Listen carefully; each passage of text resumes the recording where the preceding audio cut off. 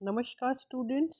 आज हम प्रोबेबिलिटी का पार्ट 12 करेंगे, जिसमें हम सॉल्व करेंगे क्वेश्चन नंबर 15 टू 21 तक। ठीक है, तो टेबल ऑफ कंटेंट्स हमारे यही रहेंगे। ठीक है, ये एक्सरसाइज हम कंप्लीट कर लेंगे।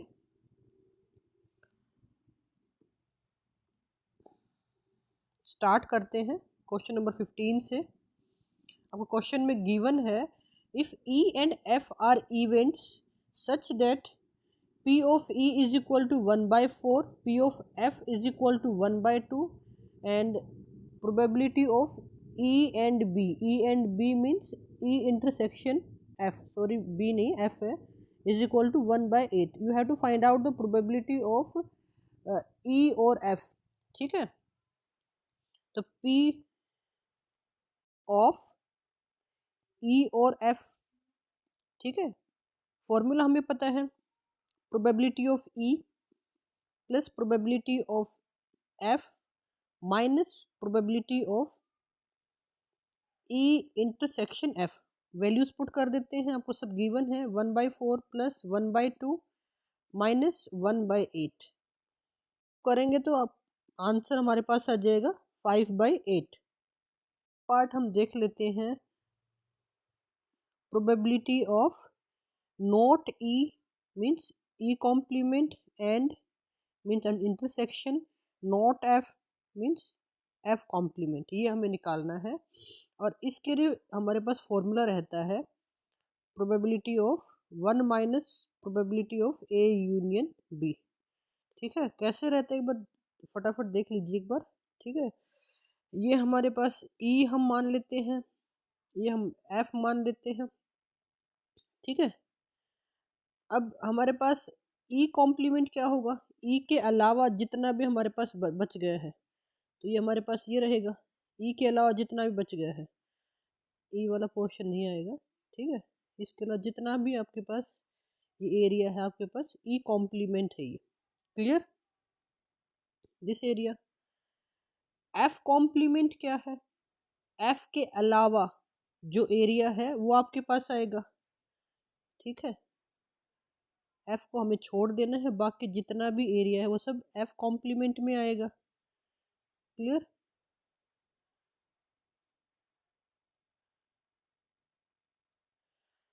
अब ये देखिए दोनों में कॉमन एरिया कौन सा है। अगर आप ये जो भी आपके पास ये जो आपके पास ये बॉक्सेस बन रहे हैं, मतलब ये आपके पास ई कॉम्प्लीमेंट और एफ कॉम्प्लीमेंट दोनों में कॉमन है, तब एक दूसरे को क्रॉस कर रही है। ठीक है, जहाँ पे सिंगल लाइन से इट मीन्स ये वाला एरिया कॉमन नहीं है, बाकी जितना भी एरिया वो सब कॉमन है। ठीक है, आप ये वाला एरिया छोड़ दो, अगर आप ये एरिया कौन सा आपके पास ई यूनियन बी, ये आपके पास ई यूनियन एफ आपके पास एरिया है ये। ठीक है, यूनियन एफ, इसको मैंने पूरा शेड कर दिया है। ई यूनियन एफ के अलावा जितना भी एरिया बच गया है ये आपके पास क्या है, E complement intersection F complement, ये आपके पास। ठीक है, अगर इसको मैं ई यूनियन एफ की फॉर्म में लिखना चाहूँ तो कैसे लिखूंगी, सिर्फ आपके पास ई यूनियन एफ वाला एरिया छोड़ दे, मतलब इसके अलावा जो आपके पास ई यूनियन एफ, इसका जो कॉम्प्लीमेंट है ये आपके पास रहेगा ई डैश इंटरसेक्शन एफ डैश। ठीक है, इसके अलावा ई यूनियन एफ ये पूरा है, इसके अलावा जितना भी एरिया है ये आपके पास है E complement intersection F complement. और ये आपके पास क्या रहेगा, E union F complement means it will be equal to 1 minus, यहाँ पे मैंने थोड़ा सा मिस्टेक कर दिया है, ये आपके पास ए बी नहीं है, ई एफ है। ठीक है, ई एफ। ठीक है, तो ई यूनियन एफ कॉम्प्लीमेंट क्या होता है, 1 माइनस आपके पास ई यूनियन एफ। ठीक है, तो मैं यहाँ पे ये फॉर्मूला लिख देती हूँ, E complement intersection F complement will be equal to 1 minus E union F. Clear, तो ये ही मैंने अप्लाई किया इधर, तो आपके पास फॉर्मूला क्या ये बन गया है। तो यहाँ से हमें फाइंड आउट क्या करना है, you have to find out this one. ठीक है, तो वैल्यूज पुट कर देते हैं। 1 माइनस ई यूनियन एफ हम निकाल चुके हैं, यूनियन एफ हमने निकाला था, फर्स्ट पार्ट हमारे पास क्या आया था, ई यूनियन एफ की प्रोबेबिलिटी हमारे पास आई थी 5/8। तो यहाँ पे पुट कर दीजिए, आपके पास आंसर आ जाएगा 3/8। क्लियर। नेक्स्ट क्वेश्चन हम देख लेते हैं। आपके पास इवेंट्स गिवन है E and F such that P E complement और F complement is equal to 0.25। इसको हम साथ साथ लिख लेते हैं। Probability of not E means E complement, ठीक है। Probability of E complement union F complement आपके पास गिवन है 0.25। You have to find out whether E and F are mutually exclusive और नॉट, ठीक है। तो इसके लिए हमारे पास एक फॉर्मूला होता है, E complement union F complement is equal to 1 minus E intersection F. It means E intersection F का होल कॉम्प्लीमेंट, ठीक है। इसको भी रियलाइज कर लेते, देख लेते with the help of Venn diagrams. आपके पास ई कॉम्प्लीमेंट क्या होगा, ये मैंने ई इवेंट लिया, ये मैंने एफ इवेंट लिया। क्लियर। ई में हमारे पास ई कॉम्प्लीमेंट अगर हम करेंगे तो ई के अलावा जितना भी आपके पास एरिया बच गया है वो सब आपके पास ई कॉम्प्लीमेंट में आएगा, जो मैंने आपका ये लाइन से ड्रॉ कर रखा है। सिमिलरली हम एफ कॉम्प्लीमेंट ड्रॉ कर लेते हैं। कॉम्प्लीमेंट हमने ड्रॉ कर लिया है, जो ये लाइंस इसको क्रॉस कर रही हैं ये सब आपके पास एफ कॉम्प्लीमेंट में आएंगी। मीन्स एफ के अलावा जितना भी एरिया है ये सब भी आपका एफ कॉम्प्लीमेंट में आएगा, ठीक है। अब यहाँ पे ध्यान दीजिए, जब के पास E complement union F complement में क्या सभी के सभी एलिमेंट्स आएंगे। क्लियर। लेकिन ये एक जो ये वाला जो एरिया है ये इसमें इंक्लूड नहीं होगा, ठीक है। ये इसमें आपका अलग से एक्सक्लूड हो गया है, ठीक है। इसको मैं शेड कर देती हूँ, क्योंकि बाकी हर जगह आपका ये जो हमने लाइंस ड्रॉ की हैं पूरे एरिया में आ रहे हैं एक्सेप्ट दिस एरिया, ठीक है। तो यहाँ से आपने नोट किया जो आपके पास E complement union F complement, ये आपके पास क्या आएगा, whole area except this intersection area. तो इसको मैं क्या बोल सकती हूँ, ई इंटरसेक्शन जो एफ एरिया इसके अलावा जो बच गया है वो सभी क्या है, इसके अलावा क्या एरिया है इसका कॉम्प्लीमेंट, ठीक है। वो अब हमारे पास क्या आ जाएगा, E complement union F complement.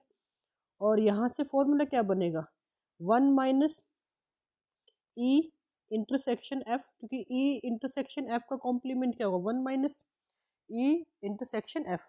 तो यहाँ पे मैंने ये पुट कर दिया। सेम आपके पास वैल्यू गिवन है, ये मैं यहाँ पे पुट कर देते हैं। ये किसके इक्वल है, 1 माइनस, तो ये इक्वल है 1 minus probability of E intersection F, ठीक है। यहाँ से हम फाइंड आउट कर लेते हैं probability of E intersection F. तो हमारे पास क्या आ जाएगी, ये इंटरसेक्शन एफ की प्रोबेबिलिटी हमारे पास आ जाएगी 1 minus probability of P complement union F complement. और ये हमारे पास गिवन है 0.25। वैल्यूज पुट कर दीजिए, हमारे पास आ जाएगा 0.75। It means probability of E intersection F हमारे पास 0.75। इट मीन्स जो हमारे पास ई एंड एफ के जो इसमें कुछ कॉमन एलिमेंट्स हैं तभी हमारे पास इसकी प्रोबेबिलिटी 0.75 आ रही। It means E and F are not mutually exclusive. अगर ये एक्सक्लूसिव होते, म्यूचुअली एक्सक्लूसिव होते तो इंटरसेक्शन, इनका जो इंटरसेक्शन है वो वैल्यू उसकी 0 आती। क्लियर। नेक्स्ट क्वेश्चन हम देख लेते हैं। 17 क्वेश्चन में गिवन है A and B are two events such that probability of A आपके पास 0.42 गिवन है, बी की प्रोबेबिलिटी गिवन है 0.48 एंड ए एंड बी की प्रोबेबिलिटी 0.16 गिवन है। फर्स्ट पार्ट हम देख लेते हैं। आपको फाइंड आउट करना है नोट ए की प्रोबेबिलिटी मीन्स ए कॉम्प्लीमेंट, और इसका हमें फॉर्मूला पता है 1 माइनस प्रोबेबिलिटी ऑफ ए। आपको गिवन है प्रोबेबिलिटी ऑफ ए गिवन आपके पास 0.42। पुट कर देते हैं इधर, पुट करने के बाद हमारे पास आ जाएगा 1 माइनस 0.42 और सॉल्व करने के बाद हमारे पास आंसर आ जाएगा 0.58। सेकेंड पार्ट हम देख लेते हैं। You have to find out probability of B complement, not B means B complement. Clear. Put कर दीजिए same 1 minus probability of B, value put करेंगे 1 माइनस 0.48 और सॉल्व करने के बाद हमारे पास आंसर आ जाएगा 0.52। थर्ड पार्ट हम देख लेते हैं। You have to find out probability of A union B. इसका हमें फॉर्मूला पता है, probability of A plus probability of B minus probability of A union B. ठीक है, वैल्यूज पुट कर दीजिए, 0.42 प्लस 0.48 माइनस 0.16। इसको सॉल्व करोगे तो इसका आपके पास आंसर आ जाएगा 0.74। क्लियर। नेक्स्ट क्वेश्चन हम देख लेते हैं 18 क्वेश्चन। 18 क्वेश्चन में आपके पास गिवन है, in class 11 of a school 40% of the students study mathematics and 30% study biology. 10% of the students study both mathematics and biology. ठीक है, if a student is selected at random from the class, you have to find the probability that he will be studying mathematics or biology. बिल्कुल simple, आपके पास ये Venn diagram से समझ लीजिए। ये आपके पास हम मैथमेटिक्स का मान लेते हैं या मान लेते हैं आपके स्टूडेंट्स बायोलॉजी के। ये आपके पास 40% गिवन है, ठीक है, बायोलॉजी के 30% गिवन है, जो दोनों का कॉमन ये आपके पास, ये हमारे पास 10% गिवन है। आपको फाइंड आउट करना है मैथमेटिक्स और बायोलॉजी की प्रोबेबिलिटी फाइंड आउट करनी। डायरेक्टली फॉर्मूला पुट कर दीजिए, आपके पास सब कुछ गिवन है। प्रोबेबिलिटी ऑफ मैथमेटिक्स अगर हम लिखेंगे तो हमारे पास क्या आएगा, मैथमेटिक्स आपके पास गिवन है कि मैथमेटिक्स के लेने की प्रोबेबिलिटी कितनी है आपके पास, हम निकाल लेते हैं। 40% ले रहे हैं तो इट मीन्स प्रोबेबिलिटी कितनी रहेगी, 40/100। ठीक है, परसेंटेज को हमने सिंपली फ्रैक्शन फॉर्म में लिख लिया है। तो सिंप्लीफाई करने के बाद आपके पास 2/5 आ जाएगा। Similarly probability of taking biology it will be equal to, ये 30%, इसको फ्रैक्शन फॉर्म में लिख लेंगे 30/100। सिंप्लीफाई करने के बाद 3/10 आ जाएगा।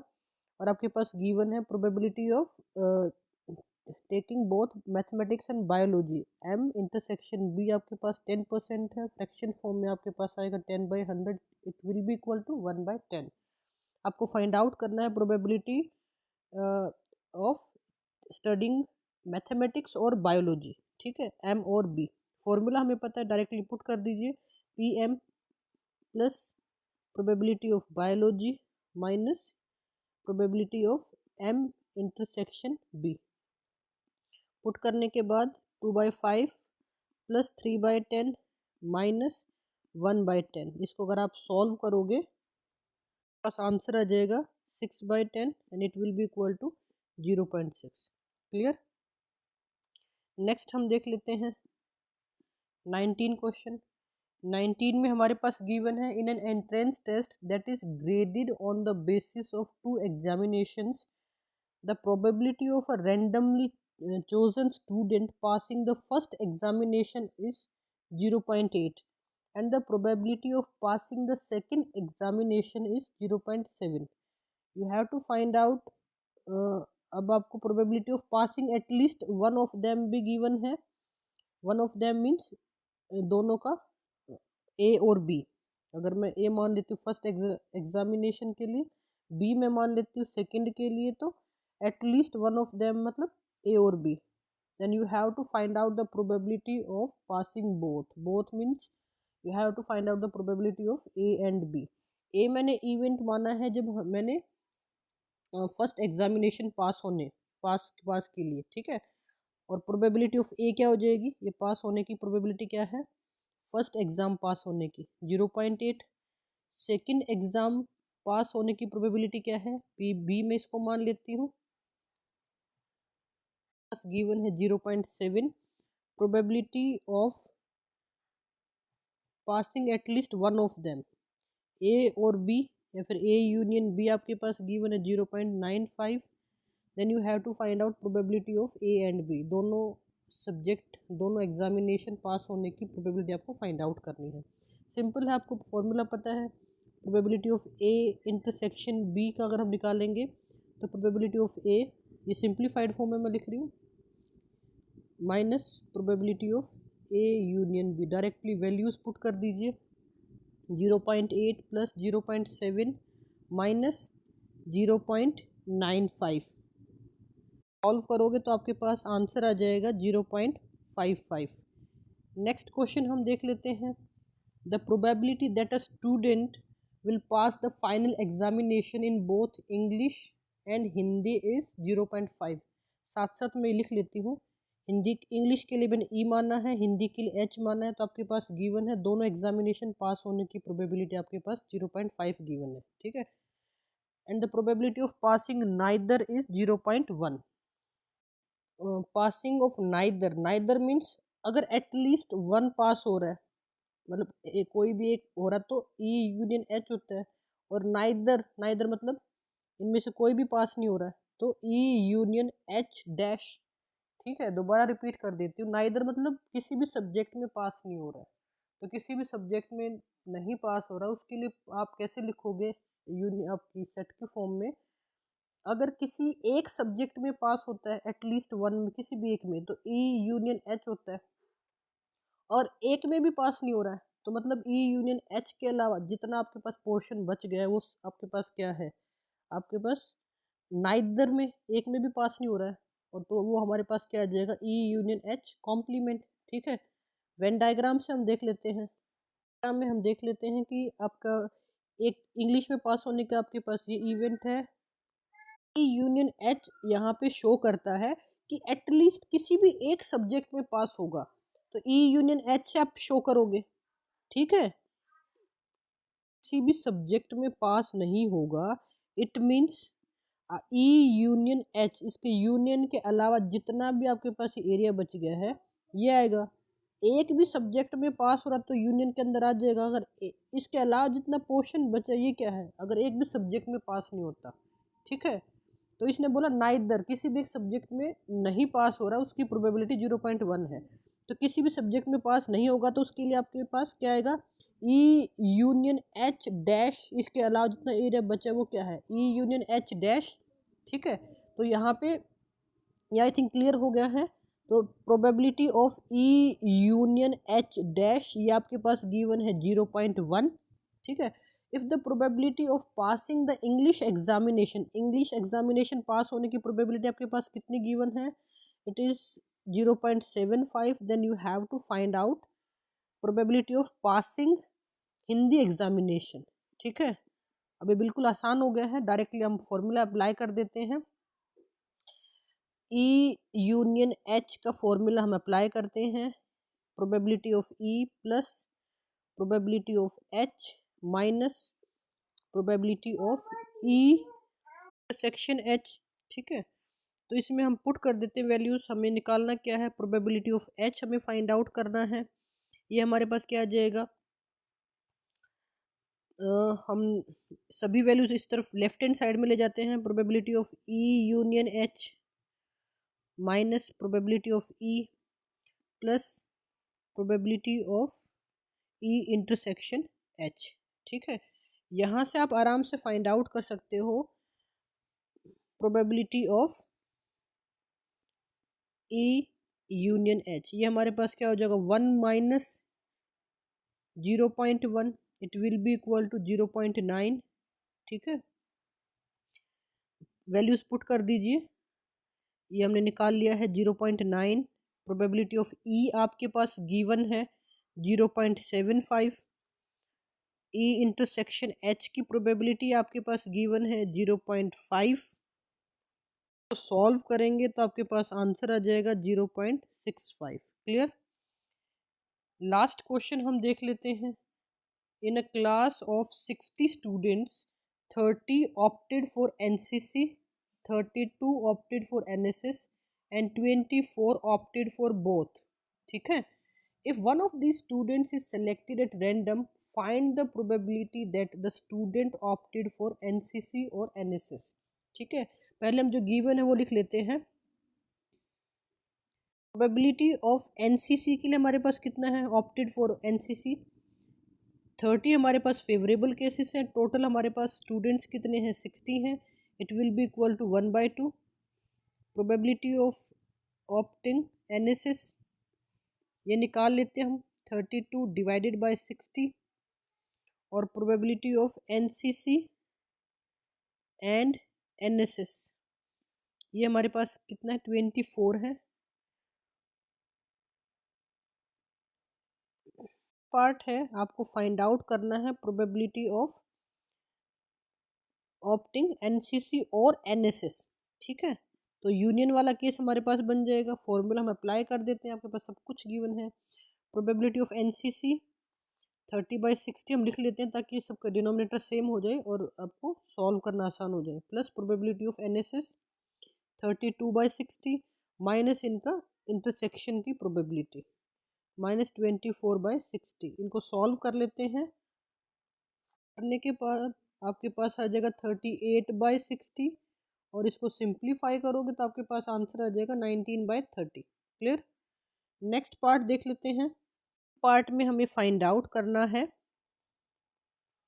The students that has opted neither NCC NOR NSS. इसकी हमें प्रोबेबिलिटी फाइंड आउट करनी है। नाइदर मीन्स कि इसका कॉम्प्लीमेंट लेंगे, नोर एनएसएस, एनएसएस का कॉम्प्लीमेंट, दोनों के दोनों मतलब कोई भी इनमें से कुछ भी नहीं ले रहा है, ना एनसीसी और ना एनएसएस।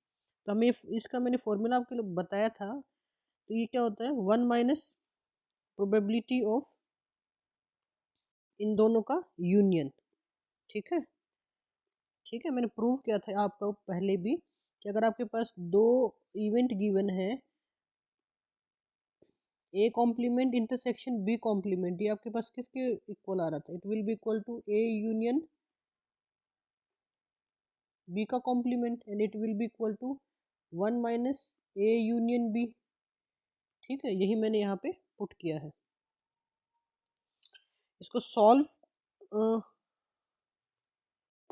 पुट कर देते हैं यहाँ पे 1 माइनस, ये हम फर्स्ट पार्ट में निकाल चुके हैं इन दोनों का यूनियन। ये हमारे पास इसका आंसर आया था 19/30। पुट कर देते हैं, इसको सॉल्व करोगे तो आपके पास आंसर आ जाएगा 11/30। नेक्स्ट पार्ट हम देख लेते हैं। नेक्स्ट पार्ट में हमारे पास क्या है, you have to find out the probability of the students that has opted NSS but not NCC. तो इसमें हमारे पास सिर्फ हमें एनएसएस जिन्होंने लिया है वो करना है, एनसीसी वाला पार्ट को हम निकाल देंगे। मतलब ये आपके पास बनेगा, अगर आपके पास दो इवेंट ए एंड बी है तो हमारे पास ए माइनस बी, सिर्फ ए, ओनली ए। ठीक है, जो इसमें कॉमन पार्ट है वो उसको हम माइनस कर देंगे। क्लियर। तो यहाँ पे हमारे पास बनेगा probability of NSS minus NCC वाला जो पार्ट है। हम इसको वेन डायग्राम से समझे तो सिर्फ एनसीसी, सॉरी सिर्फ एनएसएस, मतलब एनएसएस का आपका सिर्फ हमें जो मैंने शेडेड पोर्शन लिया है ये हमें लेना है। जो एनएसएस का जो हमारे पास कंप्लीट जो पोर्शन था उसमें से हम क्या करेंगे, कॉमन वाला पार्ट, ये वाला जो पार्ट है ये वाला पार्ट हम निकाल देंगे, सिर्फ हमें ये रखना है। तो मीन्स एनएसएस में से हमें जो दोनों का जो ये जो कॉमन पार्ट है ये हम माइनस करेंगे। ठीक है, कॉमन पार्ट क्या हमारे पास एनसीसी और एनएसएस में, ये हमारे पास 24/60। क्लियर। एनएसएस में से हमें ये जो कॉमन पार्ट है वो हमें निकालना है। ठीक है, तो यहाँ पे हमारे पास क्या आ जाएगा, प्रोबेबिलिटी ऑफ एनएसएस हमारे पास कितना है, ये हमारे पास दे रखा है 32/60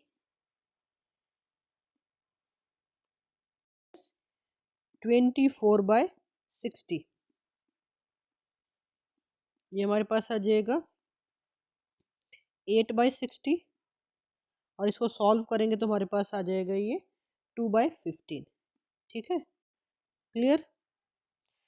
तो एक्सरसाइज 16.3 कंप्लीट हो गई है, बल्कि आपका प्रोबेबिलिटी चैप्टर कंप्लीट हो गया है। नेक्स्ट लेक्चर में इसके हम सैम्पल पेपर्स डिस्कशन करेंगे जो कि आपके टर्म 2 एग्ज़ाम में उसका आपको बहुत ही बेनिफिट मिलेगा। ठीक है, अगर आपको किसी भी क्वेश्चन में कोई भी डाउट हो प्लीज़ कमेंट सेक्शन में आप लोग लिख देना। ठीक है, अगर आपको वीडियो पसंद आया है तो लाइक कीजिए, चैनल को सब्सक्राइब कीजिए। तब तक के लिए स्टूडेंट्स टेक केयर एंड नमस्कार।